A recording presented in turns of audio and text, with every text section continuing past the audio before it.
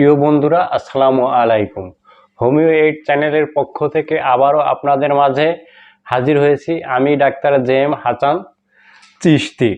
আমার আজকের আলোচনার বিষয় আমাশয় দ্বারা সৃষ্ট রোগের জটিলতা। এই আলোচনার আগে আবারও বলছি, যারা এখনও আমাদের এই চ্যানেলটি সাবস্ক্রাইব করেননি তারা দয়া করে চ্যানেলটি সাবস্ক্রাইব করে পাশে থাকা বেল আইকনটি প্রেস করে রাখুন, যাতে পরবর্তী নতুন ভিডিও আপলোড হওয়ার সাথে সাথেই আপনার কাছে নোটিফিকেশনটি চলে যায়।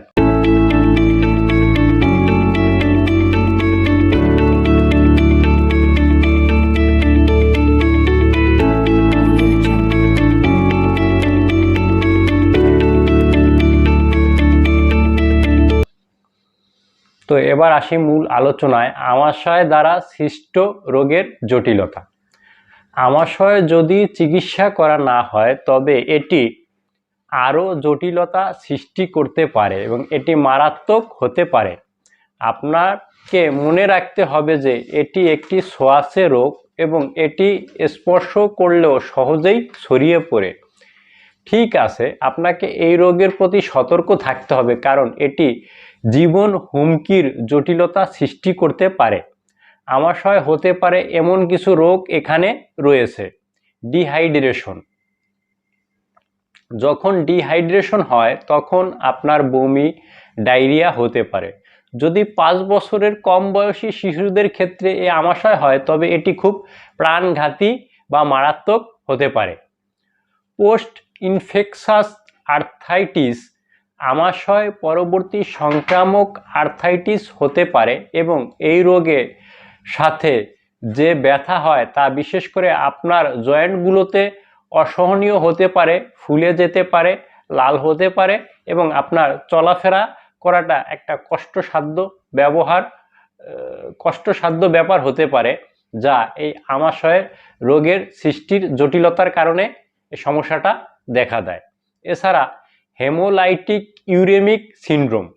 আমাশয়ের কারণে জন্য দায়ী সিগেলা ব্যাকটেরিয়া হেমোলাইটিক ইউরেমিক সিনড্রোমের কারণ হতে পারে।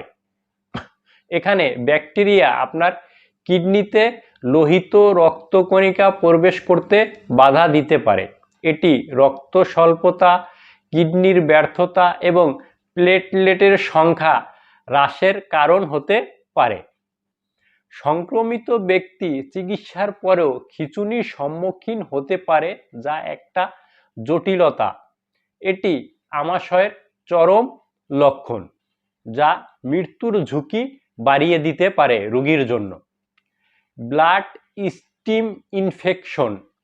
এগুলি বিরল এবং দুর্বল ইমিউন সিস্টেম, যেমন এইচআইভি বা ক্যান্সারে আক্রান্ত ব্যক্তিদের প্রভাবিত করতে পারে। খিঁচুনি। কখনো কখনো ছোট বাচ্চাদের সাধারণ খিঁচুনি হতে পারে। কেন এটি ঘটছে তা পরিষ্কার নয়। এই জটিলতা সাধারণত চিকিৎসা ছাড়াই সমাধান করা হয়। ধন্যবাদ বন্ধুরা। আমার এই ভিডিওটি যদি আপনাদের ভালো লেগে থাকে তাহলে লাইক, কমেন্ট ও শেয়ার করে অন্যদের দেখার সুযোগ করে দিন। সুস্থ থাকবেন, ভালো থাকবেন, হোমিও এইডের পাশে থাকবেন। আল্লাহ হাফেজ।